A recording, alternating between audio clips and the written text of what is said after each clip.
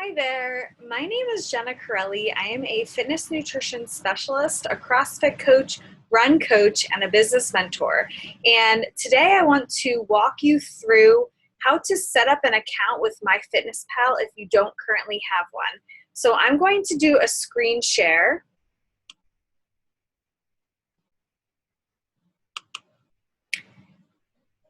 And here we go. So let me just make my screen wide enough here so you can see the full thing. I already have a MyFitnessPal account, but I'm going to sign up as a new user. So if you don't currently have an account, you know exactly what steps you need to take in order to sign up. First tip that I can give you is make sure that you're signing up on a desktop computer in order to set yourself up for the first time. If you use the mobile app, it's going to be very confusing. So I'm going to make my username Jenna Corelli. I'm adding in my email address and a password. I'm going to save password. I'm not going to enter in any of this information, and that's okay because you can go back and enter that information in at a later date. I'm unchecking the box to receive news, updates, and offers because I simply don't want to receive that stuff. Oh, we do have to put in our weight. Okay, so I'm just gonna say 130. I'm currently pregnant, so I don't weigh 130 right now, but we'll just say 125. This is just to get past this step here. You can go through if you have time and actually enter the information and enter your birth date and your current weight and your goal weight, and that's perfectly fine. But for now and for our purposes of this video, I'm not going to do that. And I'm just gonna click Get Started Now. So now we are in the MyFitnessPal portal on a desktop computer. It gives us an arbitrary calorie goal.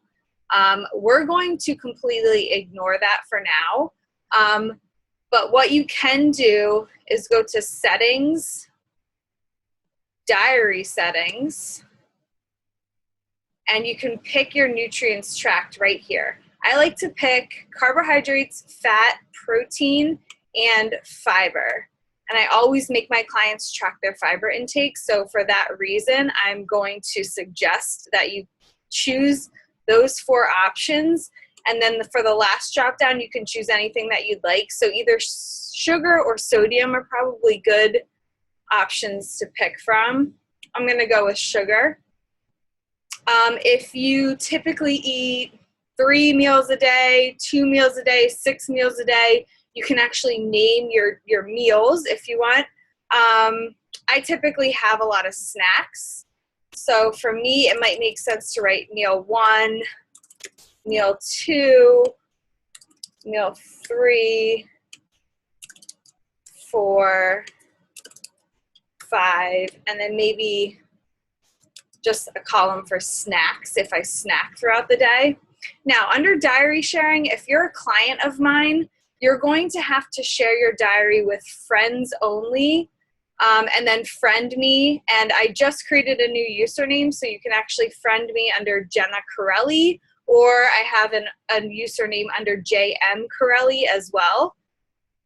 So I'm gonna share my diary with friends only. You can make it private or you can make it public to anyone. And actually, I'll go ahead and make that public to anyone.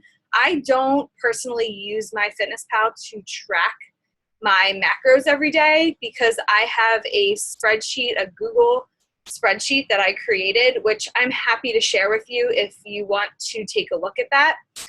You can email me at info@crazyhealthyfit.com, but I just have been using it for the past 3+ years, and that's what works well for me. But for my clients, we use MyFitnessPal so that I can do food log analysis for them. So here is where you would go into settings if you would ever need to change anything for your account. if you need to update your diet or your fitness profile because I didn't fill out that information in the beginning, that's something that I might need to do. And then when you go over here to goals, under goals is where you can actually enter your macronutrient amounts. Now, when I first start working with clients, I don't give them a set macronutrient amount. So they don't follow specific protein, carbs, and fat amounts. I have them record or log using MyFitnessPal what they eat and drink every single day for 7 days straight. And then I will take a look at their food log and take the average macros, the average protein, carbohydrates, and fat that they consumed over the course of those 7 days. And that is where I set their macros at in here. So if you know what your averages currently are, you can edit daily nutrition goals. You don't need to upgrade to the premium account, but if you just change these numbers around in here, so let's say you want to eat 1,600 calories a day, you can change these percentages around in order to hit a good amount of each nutrient. Now for fat, I would recommend never going below 40 grams of fat. Carbohydrates and protein you can play around with, but again, it's going to depend entirely on your current activity level, your body type, your body size, and your goals. Typically, my clients are over 100 grams in protein, so if I put protein at 30% and maybe drop carbohydrates down a little bit to maybe 40%, there's 100% total. So we have 40% carbohydrates, 30% fat, 30% protein, and we're going to save changes right there. So if you're starting out with MyFitnessPal for the very first time, you've never tracked macronutrients before, I suggest you just go right under the food category here and start logging your food for 7 days. Don't pay any attention to these goals down here. Don't pay attention to the calorie amounts, nothing. I want you to eat intuitively, track your food and your drinks if it has calories in it, but eat intuitively for 7 days. After 7 days, you can scroll down here and go to View Full Report. And let's say that you tracked from let's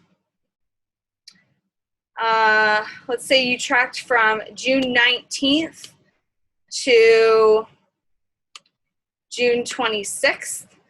I don't have any entries in here because I'm a new user right now, but if I change report to show those days, it would come up right here in the screen, and then you could look at your averages and find out what they are, and then start yourself right where you're at. That is truly very important when you're first starting out with macronutrient calculations, because you don't want to put yourself in too much of a deficit or too much of a surplus right off the bat, or you're just going to end up failing.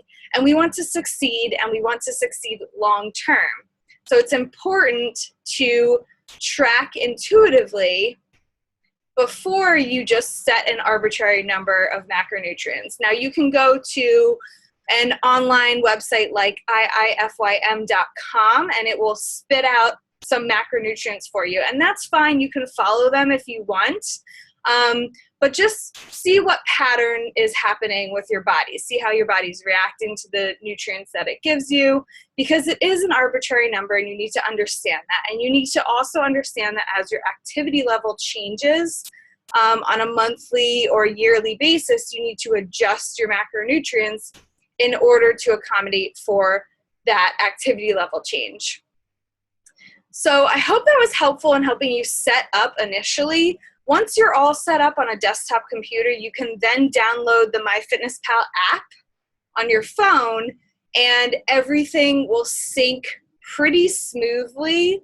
It's a really, really nice transition from the desktop to the app. I sit at a computer all day, so I actually like to use the desktop computer and actually physically go to the website in order to enter things.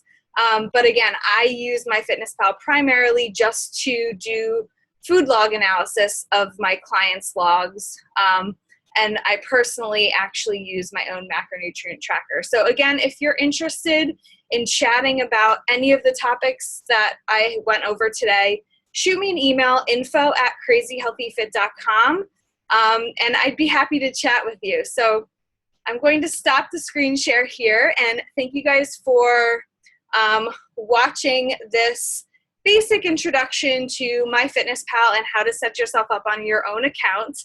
And I hope you have a great day. Good luck, guys. See ya.